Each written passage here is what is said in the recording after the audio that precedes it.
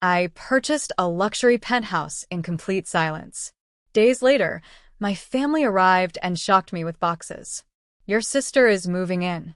I smiled, poured coffee, and let them witness what I had already done. The ceramic mug was warm in my hands, but my blood ran cold the moment my mother uttered those words from my doorway. "Your sister's moving in? We already packed her stuff." Can you even imagine? What do you do when your family doesn't just cross your boundaries, but actively obliterates them, right there in your brand new, hard-won sanctuary? Behind her, like some sort of bizarre, invading army, stood my father, my sister Brianna, and my older brother, Austin. They were all loaded down with boxes and shopping bags, looking for all the world like they'd just returned from some epic shopping spree. And there I was, Eden, 29 years old, standing in the entrance of my brand new penthouse in Minneapolis, my coffee mug still warm in my hand, my brain trying to process the sheer, unadulterated audacity of what I was hearing. This wasn't just some apartment. This penthouse? It was more than a home. It was a declaration. A declaration of independence. For the first time in my entire life, I had something that was completely and entirely mine.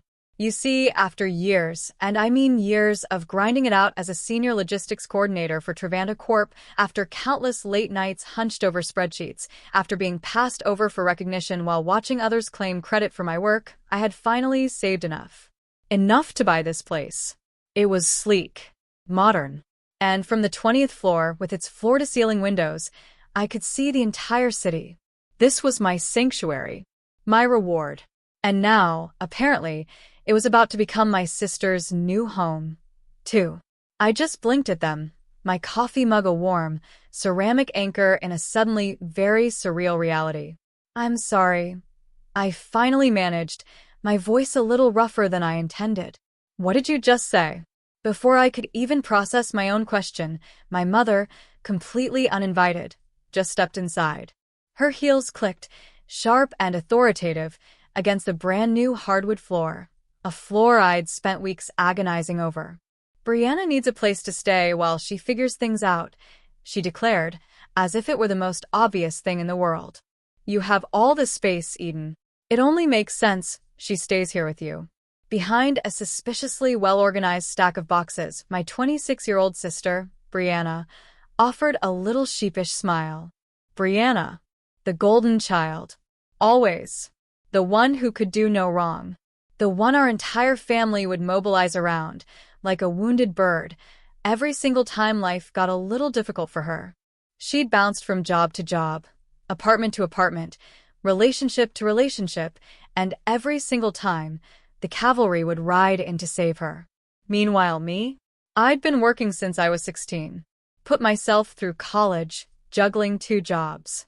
Clawed my way up in an industry that, let me tell you, is brutal, especially for women fighting for any kind of recognition. I asked for nothing from anyone. And somehow, that independence, that self-sufficiency, it just made me the one people felt utterly comfortable taking from. "Mom," I said, forcing my voice to stay calm, measured, even. "I just moved in 2 weeks ago. I didn't even know Brianna was looking for a new place." "Well, now you do," she chirped, briskly setting a shopping bag down on my pristine kitchen counter. "My counter. We thought it would be nice for you two to spend more time together. You're always so busy with work. This way, you'll have family around. It'll be good for both of you." My eyes flicked to my father, a desperate, silent plea for some kind of support, some acknowledgement that this entire scenario was utterly insane. But he just gave that familiar, passive shrug of his shoulders, the one he always pulled out when my mother made her unilateral pronouncements. "It's temporary, Eden," he murmured, avoiding my gaze. "Just until Brianna gets back on her feet financially." Temporary. God, that word. It had been used to describe so many things in my family over the years. Temporary help. Temporary loans that were never repaid. Temporary stays that became permanent residencies. Nothing was ever temporary when it came to their demands. It always became permanent. And I always became the one expected to upend my entire life to accommodate everyone else's needs and problems. Austin, my 32-year-old brother, who, by the way, still lived with our parents, didn't even bother looking at me. He was already doing a full scan of my apartment, eyes critical, taking inventory like he was appraising every single thing I owned. "Nice place," he muttered, an unmistakable edge of resentment in his voice. "You really spent all that money on this?" "I worked for it," I shot back, not even trying to hide the defensiveness. He smirked, that condescending expression that always sent my blood pressure skyrocketing. "Yeah, we know. You remind us every chance you get. It's not like we can forget how successful you are while the rest of us struggle." I bit the inside of my cheek so hard I swear I tasted blood. There it was. The resentment. It had been festering for years. This twisted idea that because I'd succeeded through sheer hard work and discipline, because I'd been careful and deliberate with my money and my career choices, I was somehow arrogant. Showing off. Never mind that Austin, at 32, was still in his childhood bedroom. Never mind that Brianna had blown through 3 apartments in 2 years because she couldn't manage basic rent. Never mind that I had sacrificed and saved and worked myself to exhaustion to get where I was. I was the problem because I had actually made something of myself. My mother, meanwhile, was gliding through my open-plan living room, admiring the space with critical eyes, practically calculating square footage and potential. "This is more than enough room for 2 people, she announced, decisive. "Brianna can take the second bedroom. You barely use it anyway, right?" I opened my mouth, ready to argue, to explain the specific, personal plans I had for every single inch of my new home. But Brianna cut me off before I could even form the words. "I really appreciate this, Eden," she said, her voice soft, apologetic. The familiar performance. "I know it's super last minute, and I'm sorry about that, but I promise I won't be in your way at all." And just like always, I felt that familiar pressure settle over me. Heavy. Suffocating. The pressure to say yes. To be the good daughter. The responsible one. The sister who never made waves or caused problems for anyone. But you know what? Something fundamental had shifted in me over the past few months. Maybe it was finally having a space that was truly mine after years of roommates and compromises. Maybe it was the sheer accumulation of years of being taken for granted, finally reaching a breaking point. Or maybe, just maybe, it was the cold, hard fact that I had seen this exact scenario coming from a mile away. And I had prepared accordingly. I took a slow, deliberate sip of my coffee, savoring the warmth, then set the mug down carefully on the cool granite. "Let me get you all something to drink," I said, forcing a smile that didn't quite reach my eyes. "Coffee? Water? I have some fresh juice in the refrigerator." My mother waved me off, dismissive. "We're fine, Eden. No need. Let's just get Brianna settled in so we can get this done. Your father and I have dinner plans later." They moved through my apartment like they owned the place, opening doors without asking, peeking into rooms they had no business exploring, discussing where Brianna's furniture should go, which walls might need new paint colors. I watched them, a strange sense of detachment washing over me, like I was observing a play I'd seen performed countless times before. Because in a very real way I had.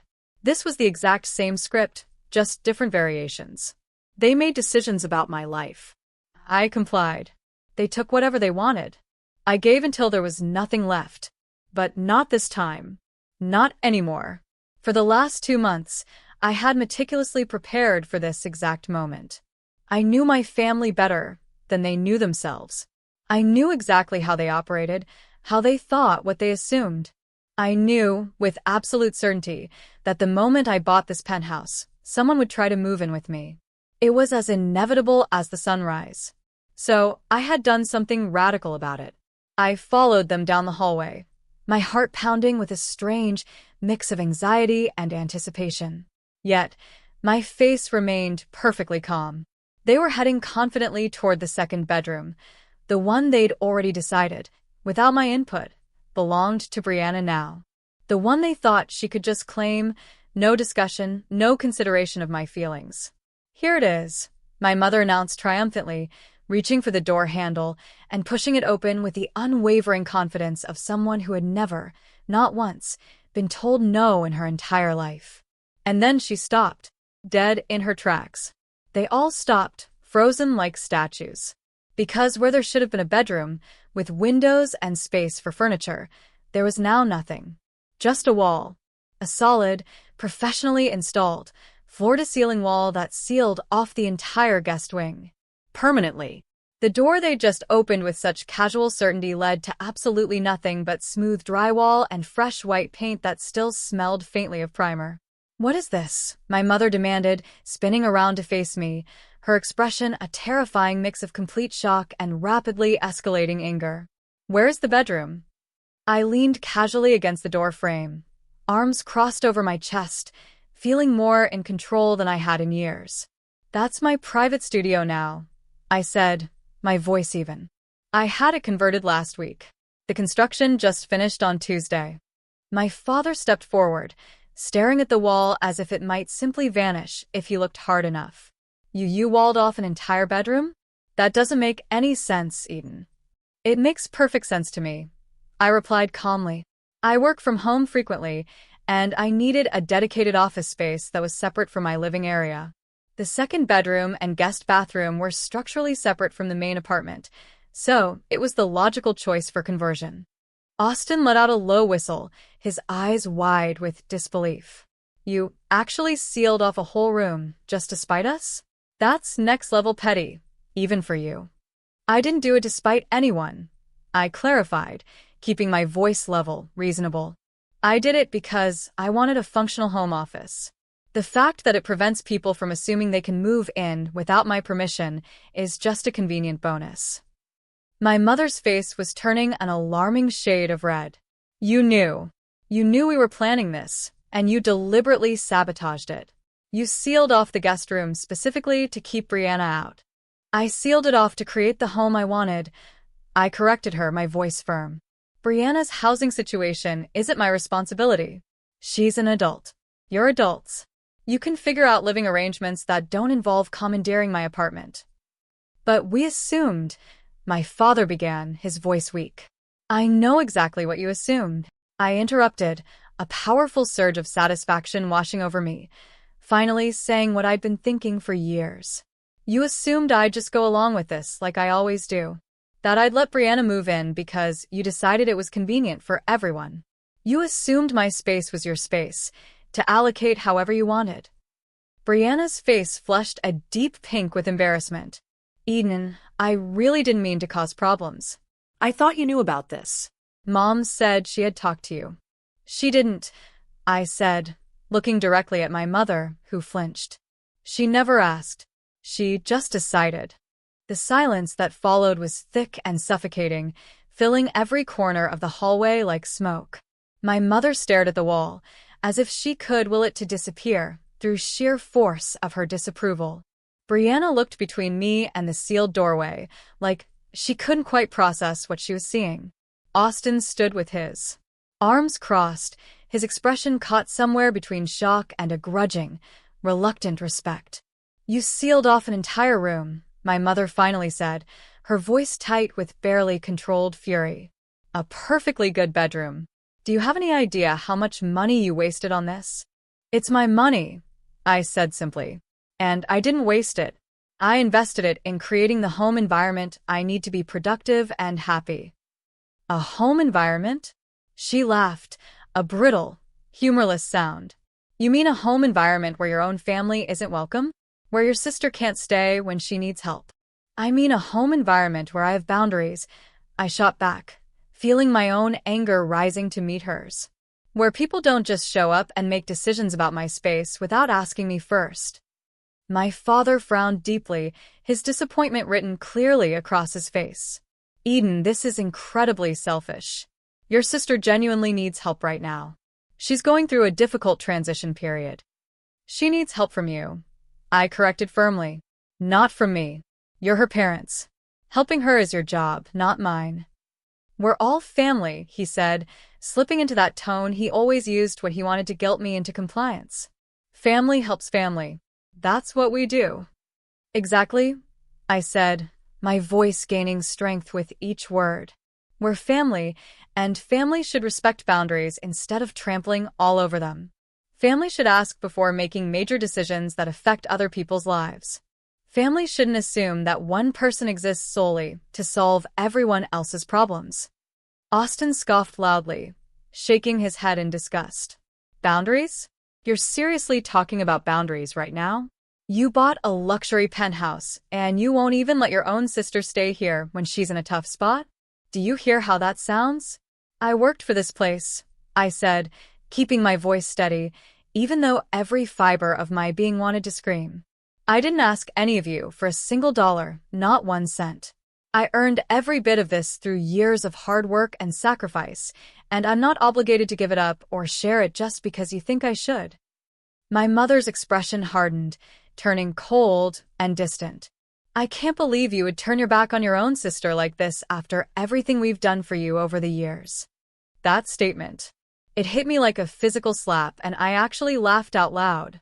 A real, honest-to-God laugh, which drew curious looks from colleagues passing by my office.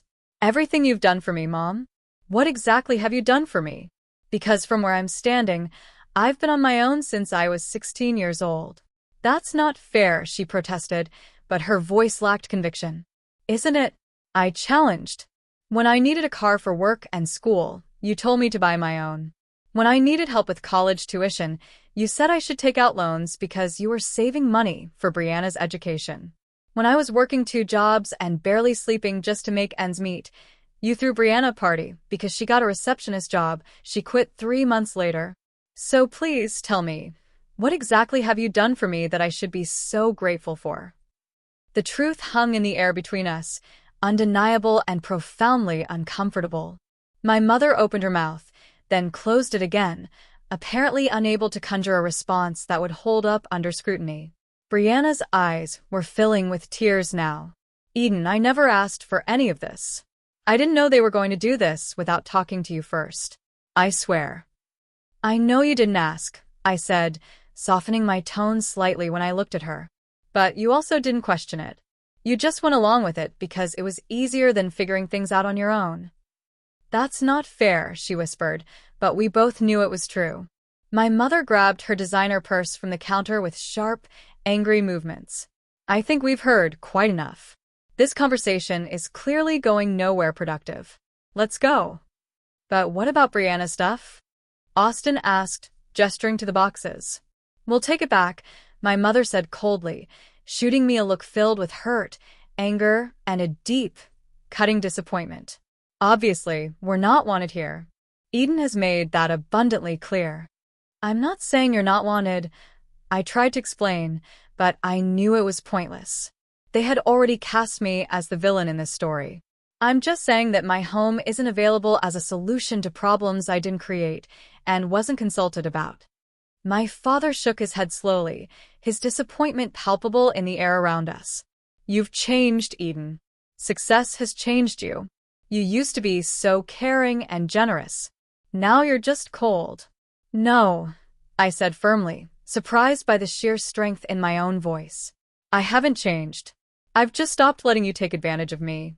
There's a difference. The words landed like stones dropped into still water, sending ripples out in all directions. For a moment, nobody moved or spoke. We all just stood there in my hallway, surrounded by boxes that would never be unpacked, separated by truths that had desperately needed to be spoken for years. Brianna was the first to move, picking up one of her boxes with shaking hands. I'm sorry, she said quietly, not quite meeting my eyes. I hope you know I never wanted to cause problems between you and everyone else. I know, I said, and I genuinely meant it. I hope you find a place that works out for you. I really do. She nodded slowly, still not looking directly at me, then followed our parents toward the door. Austin grabbed the remaining boxes with jerky, angry movements, muttering something under his breath I couldn't quite hear, but definitely interpreted from his tone. The door clicked shut behind them with a sound that felt remarkably final. And for the first time in what felt like years, I could finally breathe. Fully. Freely.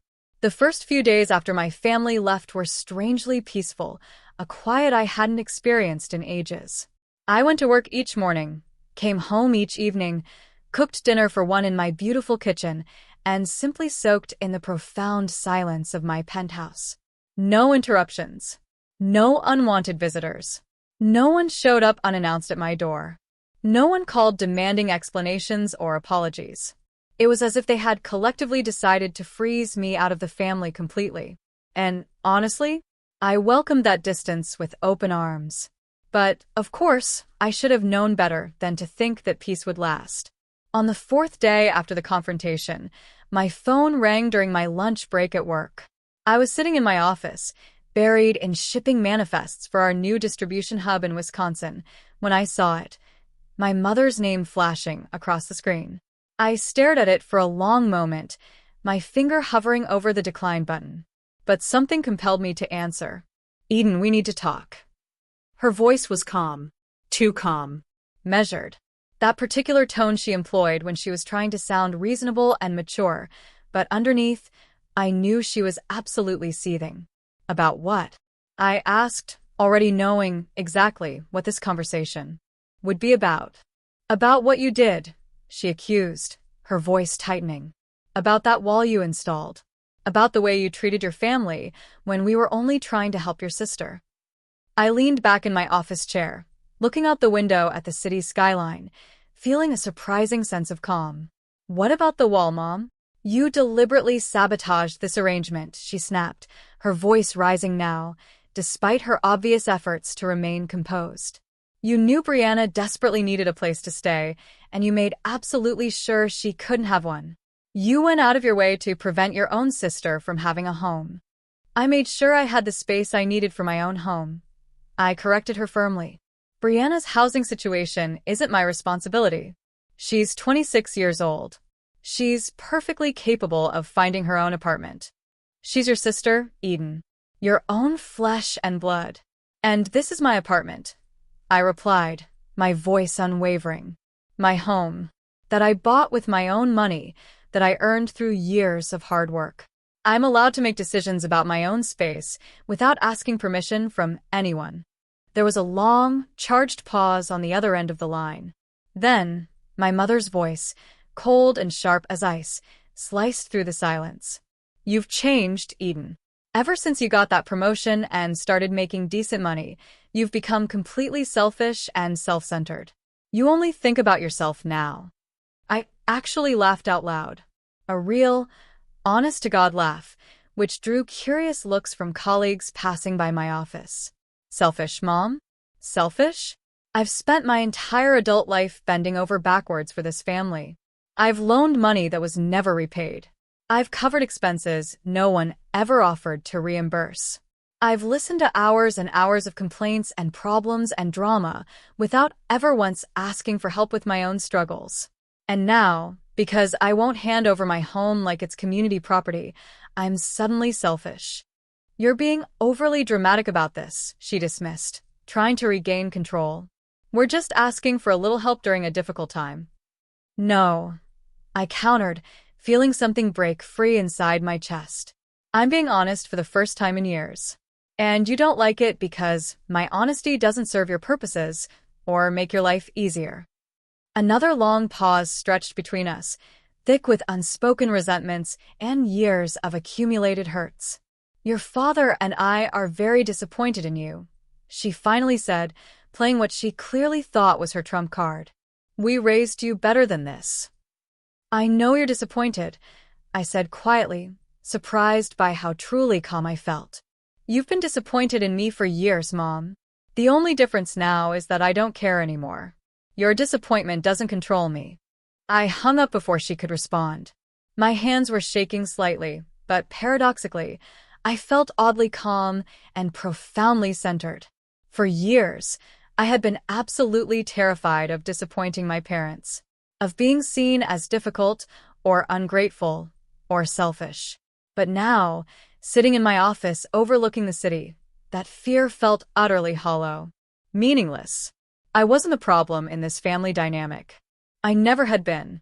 The phone calls didn't stop after that initial conversation. Over the next week, my phone buzzed constantly with incoming calls and messages. My mother called 6 more times. My father left 3 voicemails. Austin sent angry text messages, accusing me of tearing the family apart over my ego. Even Brianna reached out, though her messages were softer, more guilt-laden. I didn't know they were going to show up like that. I'm really sorry about all of this. I never wanted to cause problems between you and everyone else. Can we talk? Just the two of us? I feel like this whole situation got completely out of hand, and I want to fix it. I never wanted to make you uncomfortable. I really appreciate everything you've done for the family over the years. I didn't respond to any of them. Not because I was angry at Brianna specifically, but because I understood the pattern intimately now. She would apologize, make me feel guilty for setting boundaries. Then someone else in the family would need something. Someone else would assume I would provide whatever they needed. And I would be right back where I started, trapped in the same exhausting cycle of giving until there was absolutely nothing left. I wasn't doing that again. Not ever. At work, I threw myself completely into a major project, one that demanded every ounce of my focus and energy. Trevana Corp was expanding operations into 2 new distribution hubs in the Midwest, and I was leading the entire logistics coordination effort. It was intense, demanding, required meticulous planning and constant problem-solving. But I genuinely loved it. There was something deeply satisfying about taking these incredibly complex logistical challenges and crafting elegant solutions that made everything run smoothly, even when everyone else thought success was impossible. My colleague, Fiona, noticed the shift in my demeanor during one of our afternoon coffee breaks. We were standing in the break room, waiting for that ancient coffee maker to finish brewing, when she said, "You seem different lately. Like something's changed." Different how? I asked, genuinely curious about her perception. She tilted her head thoughtfully, studying my face. I don't know exactly. Lighter, maybe. Like you're not carrying something incredibly heavy on your shoulders anymore. You seem more relaxed than I've ever seen you. I smiled at that observation. I set a major boundary with my family recently, I confessed. A really big one. And I actually stuck to it for the first time in my life. Fiona grinned, clearly pleased. Good for you. Boundaries are seriously underrated. Everyone talks about self-care like it's bubble baths and face masks, but real self-care is telling people no when they're taking advantage of you. That's exactly right. I agreed, feeling profoundly validated. That evening, when I returned home to my penthouse, I found a handwritten note slipped under my door. I recognized my mother's distinctive handwriting immediately, even before I picked it up and unfolded the expensive stationery. Eden, we're having a family dinner this Sunday at 5 p.m. at the house. Your father, and I expect you to be there. It's time we resolve this situation like mature adults instead of avoiding each other. This silence is accomplishing nothing. Love, Mom. I read the note twice. Then, I walked directly to the kitchen, crumpled it up, and tossed it into the trash can without a second thought. I wasn't going to that dinner. Not a chance. Sunday came and went without any acknowledgement from me. My phone rang 17 times throughout the day. I ignored every single call, letting them all go to voicemail. By Monday morning, I had accumulated 3 voicemails, each one a variation of the same basic message. You're tearing this entire family apart over your stubbornness and pride. How can you be so cold to the people who raised you and loved you your whole life? We just want to talk and work this out. Why are you being so unreasonable? But I knew exactly what that conversation would look like if I attended that dinner. They would guilt me relentlessly, pressure me from all sides. They would frame my perfectly reasonable boundaries as cruelty and selfishness. They would paint me as the villain of this story, because it was infinitely easier than admitting they had taken me for granted and used me for years. I deleted all 3 voicemails without listening to them completely. And then I made a decision. I blocked their numbers from my phone entirely. It felt radical, extreme, almost reckless, in a way that made my heart race. But it also felt absolutely, unequivocally necessary for my own mental health and well-being. For the first time in my entire life, I wasn't waiting anxiously for their approval. I wasn't desperately trying to prove that I was good enough or valuable enough to deserve their respect. I was simply existing on my own terms, living my own life. And that simple fact, that simple freedom, was enough. 2 weeks after the wall incident, had truly exploded my family relationships, I received a text message from an unknown number. I didn't recognize it. "This is Brianna. I'm using a friend's phone because I know you probably blocked everyone. Please don't block this number, too. I really just want to talk to you. Just the two of us. No parents, no Austin, nobody else." I stared at that message for several long minutes, my thumb hovering over the delete button. Part of me, the part that was finally finding peace, wanted to ignore it completely, to maintain the distance I had worked so hard to create. But another part of me, the part that still remembered the little girl who used to follow me around everywhere when we were kids, it wanted to hear what she had to say. I finally replied, a cautious, "Okay, we can talk, but just talk. Nothing else." Her response came through almost immediately, like she had been anxiously waiting by her friend's phone. "Thank you. Can we meet somewhere? Just the two of us? I promise I'm not trying to ambush you or gang up on you with anyone else." I thought carefully about where to meet. Somewhere public, neutral, somewhere I could leave easily if the conversation went south. "Coffee shop on 4th Street tomorrow morning at 10 a.m., I typed. "Come alone. I'll be there." "Thank you for giving me a chance," she replied. The next morning, I arrived at the coffee shop 15 minutes early and chose a seat by the large front window where I could see the street. I ordered a latte and tried to mentally prepare myself for whatever Brianna was going to say. I had no idea what Brianna wanted to say, and I was absolutely determined not to let her guilt me into backing down from the boundaries I had so painstakingly established. Brianna showed up exactly at 10 a.m., looking tired and uncertain in a way I had rarely, if ever, seen from her. She spotted me immediately and made her way over to the table, sliding into the chair across from me with a tentative, hesitant smile. "Thanks for meeting me. I wasn't sure you would actually show up. So, what do you want to say?" I asked directly, my tone neutral, guarded. She took a deep breath, clearly gathering her courage. "I want to apologize for all of it. For the whole situation. I genuinely didn't know they were planning to move me into your place without asking you first. I swear on everything. When they first told me about your penthouse and suggested I might stay there, I thought it was just an idea they were floating around. I had no idea they were going to show up with boxes like it was already decided. But you went along with it," I pointed out, unable to keep a slight edge out of my voice. "You packed your stuff and showed up ready to move in." She nodded, looking down at her hands. "I did. You're absolutely right, and I shouldn't have. I've been relying on them way too much for way too long. On you, too. Even if it wasn't direct, I always knew deep down that you were the one actually holding everything together in this family. And I took that completely for granted." I studied her face carefully, searching for any sign of manipulation or dishonesty. "What changed? Why are you saying this now?" "I talked to my friend Jessica about everything that happened," she explained. "She's the one whose phone I'm using. She pointed out some things that I really needed to hear. She said I've been letting Mom and Dad make all my decisions for my entire life, and that it's not fair to you, or to me. Honestly, I need to figure out my own life instead of constantly expecting other people to fix everything for me." "What are you going to do?" I asked, genuinely curious. "I found a roommate situation that should work out," she said, sounding more confident. "It's not fancy or anything special, but it's mine. I'm paying for it myself with money I'm earning. I'm also seriously looking into going back to school for something practical this time. Maybe medical billing or healthcare administration, something with actual job prospects." "That sounds really good," I said, and I genuinely meant it. "I know. You probably don't believe me right now," she said, her voice quiet and sincere. "But I really am sorry, Eden.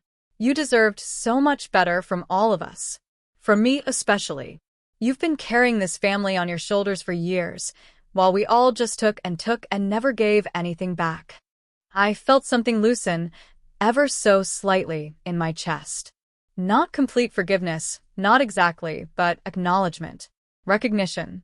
"Thank you for saying that. It means more than you probably realize." We sat in a somewhat comfortable silence for a moment, sipping our coffee, watching people walk by outside the window. "Do you think we can ever get back to normal?" Brianna finally asked, breaking the silence. Like how things used to be between us when we were younger? I considered that question carefully, choosing my words with deliberate care. I honestly don't know, Brianna. But I also think that normal wasn't actually working for me. It was working for everyone else, but it was slowly destroying me. So maybe we need to find something different instead. Something healthier for both of us. She nodded slowly, seeming to genuinely understand what I was saying. Yeah, maybe you're right about that. Normal wasn't really fair to you at all, was it? No, I said simply. It wasn't. We finished our coffee without saying much else, the conversation having reached a natural conclusion. When we stood to leave, Brianna hugged me briefly, and I let her.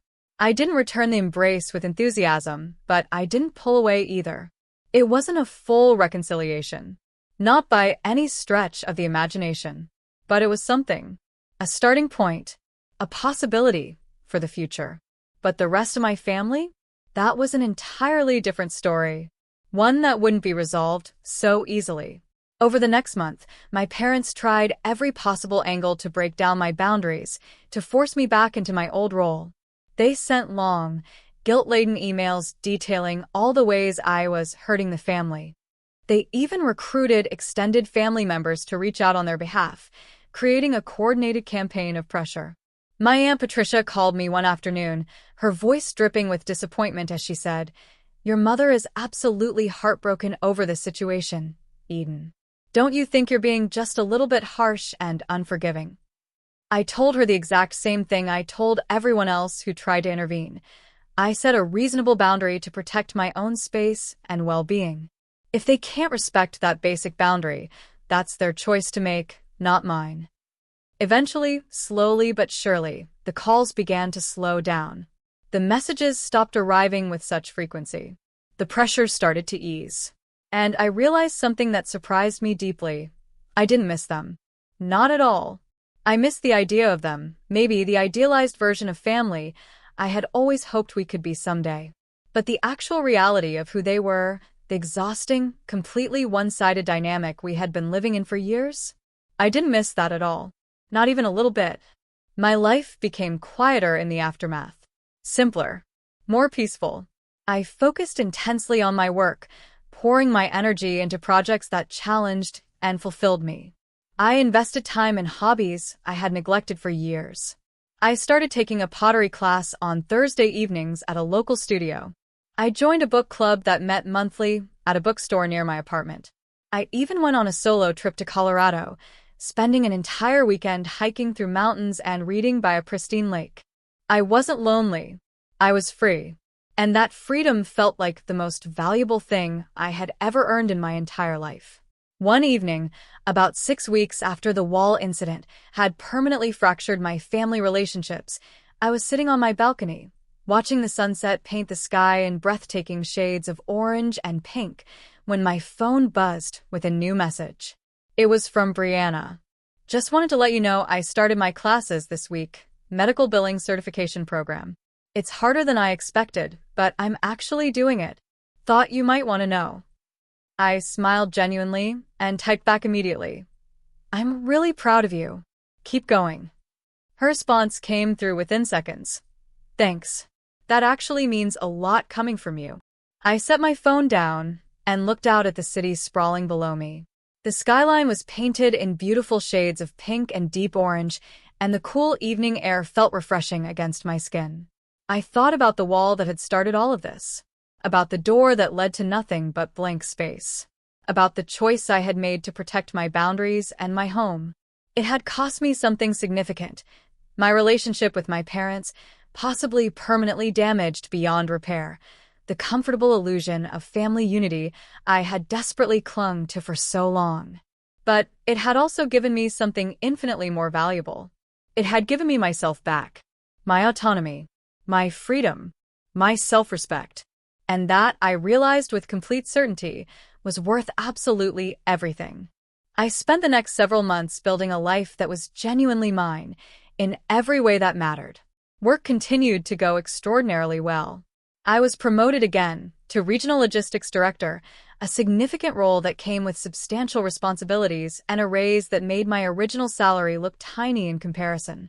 My penthouse remained exactly what I had hoped it would be, a peaceful, private sanctuary that I filled deliberately with things that brought me joy and comfort. Plants lined every windowsill, creating a small, thriving jungle. Bookshelves covered an entire wall, filled with novels and biographies I'd always wanted to read. My studio, that converted space that had once been destined to be a guest room, was now a fully functional home office with a standing desk, dual computer monitors, and a view that made even the longest workdays feel bearable, even pleasant. I had also started seeing someone new.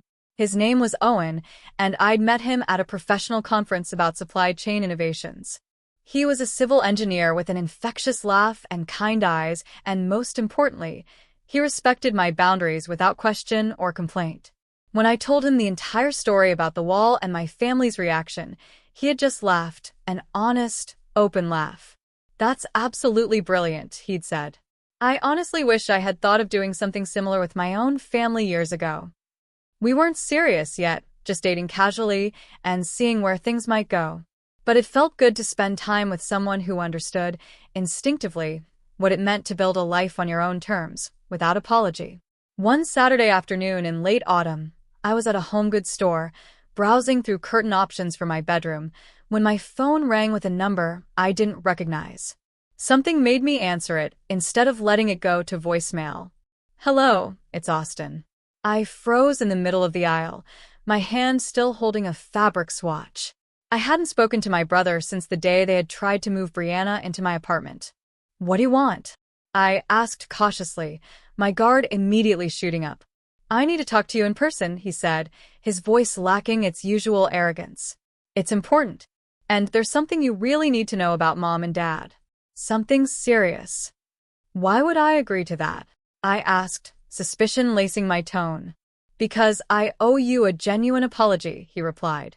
I hesitated. Every instinct screamed at me to decline, to hang up immediately. But curiosity, that powerful, dangerous force, got the better of my caution. "Fine," I said, sighing. "Coffee. The same place I met Brianna. Tomorrow at 11 a.m. Don't be late." "I'll be there," he said, a note of surprise and relief in his voice. "Thank you for giving me a chance." The next morning, I arrived at the cafe 10 minutes early and secured a corner table where I could see the entrance. I ordered my usual latte and tried to mentally prepare myself for whatever Austin was going to say. Part of me expected him to try guilting me into helping with some fabricated family crisis. Another part worried this was just an ambush, cleverly disguised as an apology. Austin walked in exactly at 11, looking noticeably different from the last time I had seen him. He was thinner, almost gaunt, with dark circles under his eyes that suggested he wasn't sleeping well. When he spotted me, he walked over slowly and gestured to the empty chair. "Thanks for meeting me. I know you didn't have to." I didn't say anything at first. I just waited, watching his face carefully for any sign of manipulation or dishonesty. He took a deep breath and started talking. "I've been doing a lot of thinking since that day at your apartment. About how we've treated you over the years. About how I specifically have treated you, about the things I said, and the way I acted." "And," I prompted, when he paused. "And you were completely right about everything. About all of it. We absolutely took you for granted. We made assumptions about your time, your money, your space. We acted like you owed us something just because we shared DNA. And when you finally said no and stood up for yourself, we tried to make you feel like you were the villain." "What changed?" I asked directly, not willing to just accept his words at face value without understanding his motivation. He rubbed his face tiredly. "I moved out of Mom and Dad's house, finally. Got my own apartment about a month ago. Nothing fancy or impressive, just a basic studio on the other side of town. But it's mine. And for the first time in my entire adult life, I'm actually paying all my own bills and managing my own life without anyone else doing it for me." "Good for you," I said, meaning it genuinely. "It's been really hard," he admitted. "Like, way harder than I ever thought it would be." And it made me realize just how much you've been handling completely on your own for years. While I was sitting in my childhood bedroom judging you for being successful, I took a slow sip of my coffee, processing his words carefully. Is that what you wanted to tell me? Partly, he said. But there's something else. Something bigger.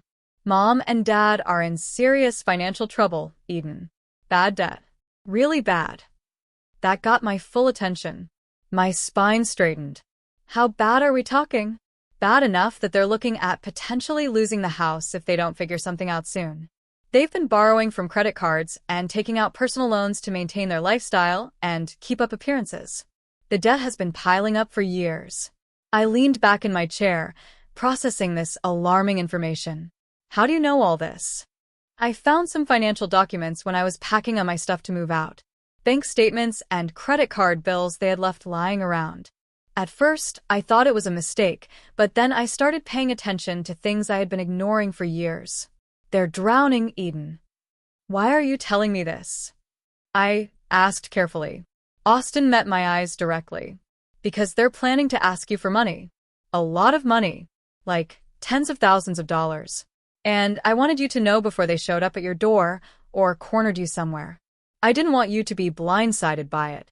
I felt a strange, complex mix of emotions wash over me. Surprise at the true extent of their financial problems. Concern, despite all my anger. And, if I was being completely honest, a small, almost imperceptible flicker of vindication.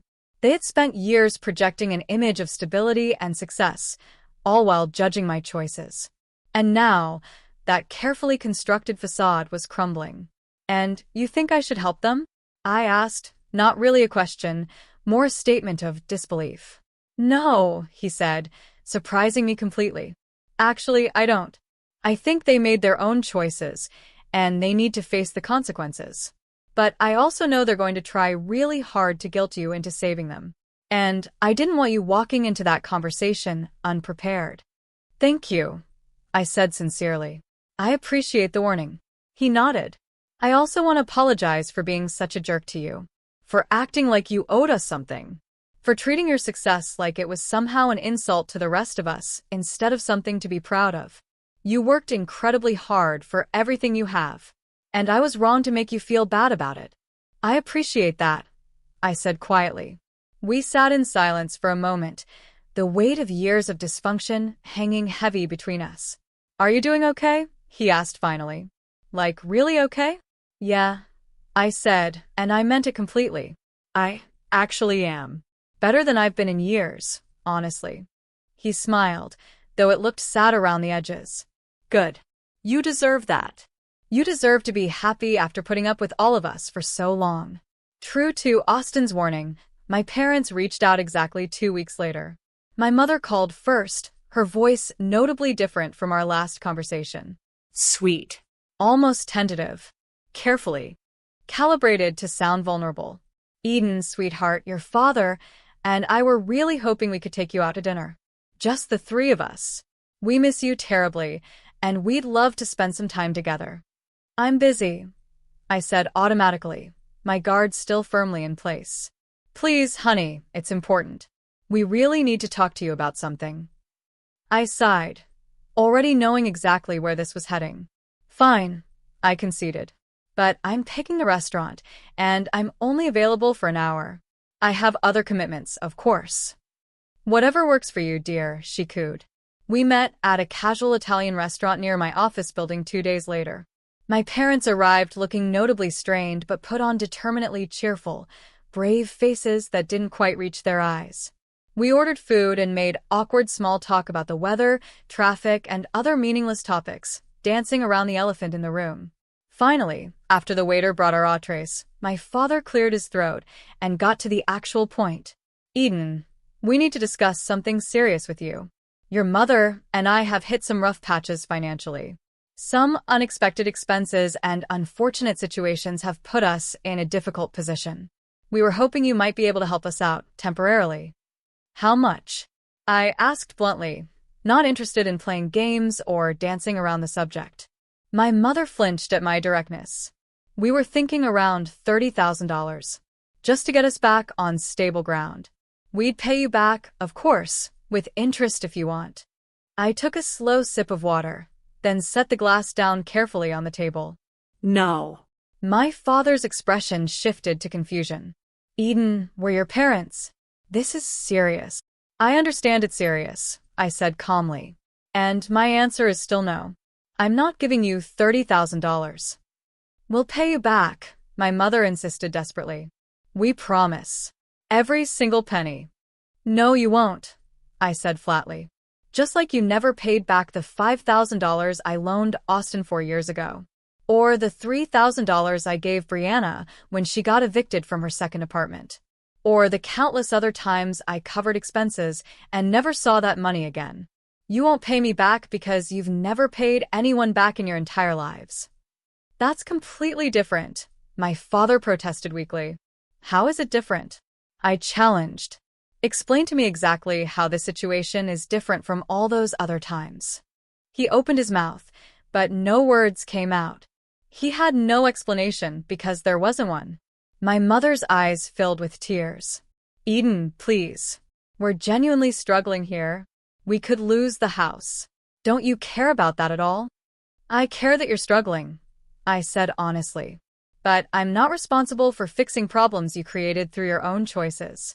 You spent years living beyond your means to maintain appearances. You borrowed money you couldn't pay back.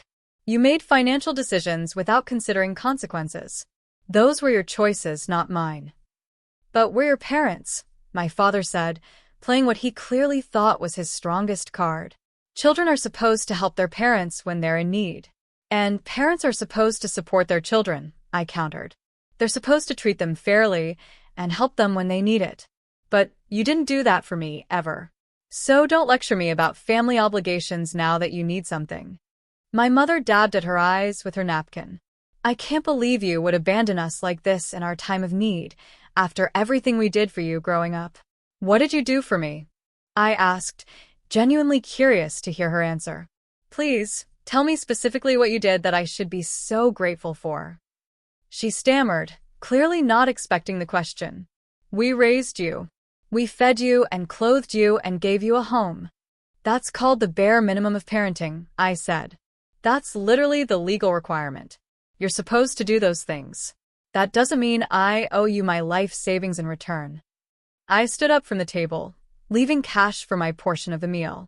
I hope you figure out your financial situation, genuinely, but I'm not your solution. And I never will be again. Eden, please. My mother called after me.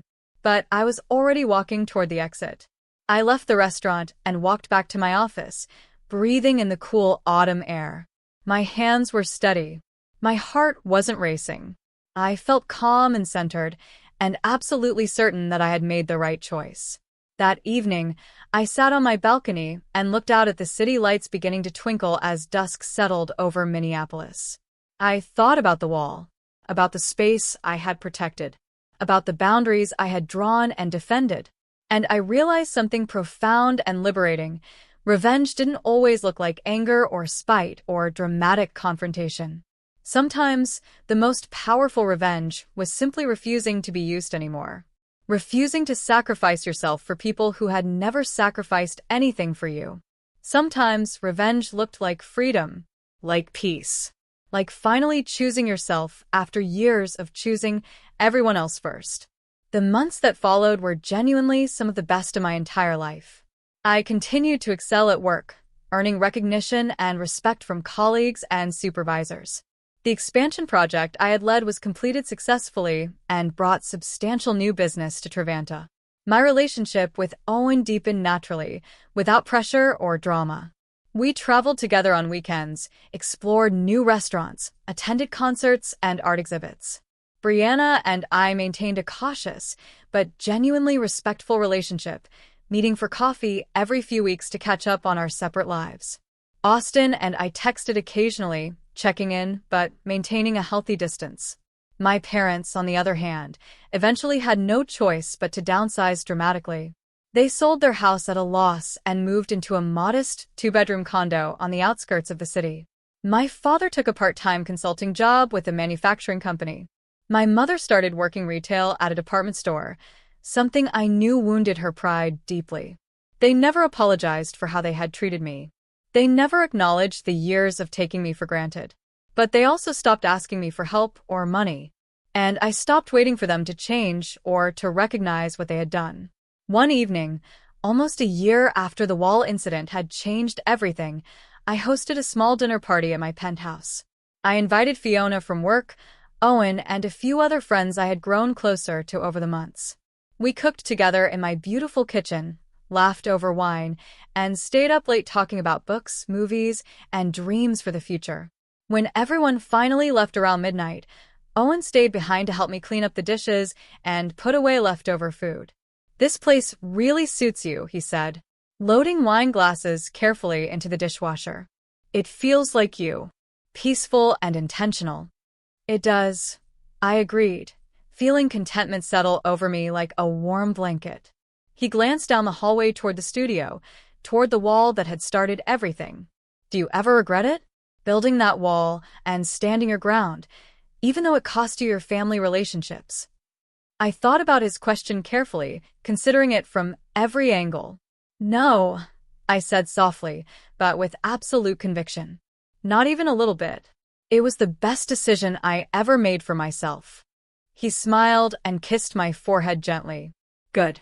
You deserve to be happy." As I stood in my kitchen that night, looking around at the home I had built entirely on my own terms, I felt something I hadn't experienced in years: complete and total peace. Not because everything in my life was perfect or perfectly resolved, but because I had finally stopped trying to please people who would never be satisfied, no matter what I did. I had protected my space.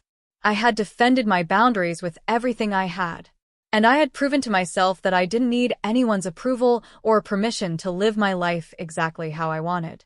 The wall wasn't just drywall and paint and construction materials. It was a symbol of everything I had learned through years of being taken advantage of and finally choosing myself.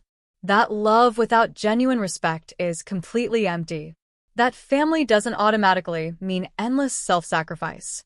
And that sometimes the kindest and most necessary thing you can do for yourself is to simply say no and truly mean it. My parents never did recover financially the way they had hoped. They struggled for years with mounting debt and diminishing resources, eventually filing for bankruptcy that wiped out most of what they owned. My father's part-time consulting work never led to anything permanent. My mother's retail job barely covered basic expenses. They blamed their situation on bad luck, on the economy, on unfair circumstances, on everything except their own decades of poor choices. Austin checked in on them occasionally out of obligation, but he had learned his own hard lessons about boundaries and self-preservation. He didn't bail them out either, no matter how much they pressured him. Brianna finished her medical billing certification program with surprisingly good grades and landed a stable job at a large clinic that offered benefits and room for advancement. She moved into a small but comfortable apartment that she shared with a reliable roommate, and she slowly built a life that was actually hers for the first time. We stayed in touch regularly, meeting for coffee or lunch every few weeks. The dynamic between us would never be what it was when we were children, but it was healthier now, more honest, more equal. As for me, I kept moving forward into a future I was building deliberately. I traveled extensively. I grew and advanced in my career.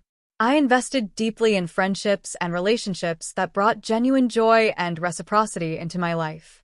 Owen and I eventually moved in together, not into my penthouse that remained my sanctuary, my personal monument to freedom, but into a new place we chose together as equal partners.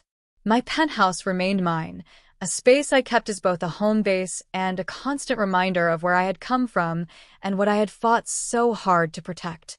Looking back on everything that happened, I realized with absolute clarity that the wall was never really about revenge against my family. It was about self-preservation.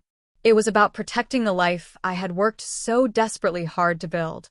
It was the moment I finally stopped letting other people write the story of my life and took control of the pen myself.